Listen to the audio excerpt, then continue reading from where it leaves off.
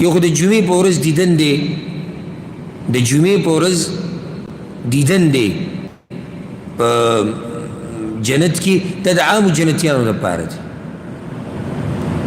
بیا چې کوم د دیندار دي اوچتو مرتبو ولدي د هغوی په مخه دیدن دی، هر ورځ دیدنونه دي. هغوی نه چې کوم کمزوري د هغوی هغه لږ کم دی، بیا لږ کم دی، بیا لږ کم دی په دې مرتبې سره.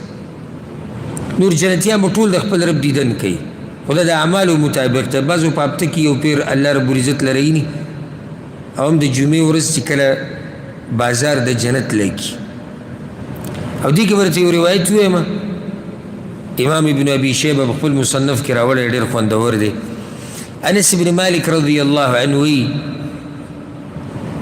وی رسول صلی الله علیه وسلم یو ورځ دا خبره موږ ته کوله چې اتانی جبریل علیه السلام زما خواله راغلی.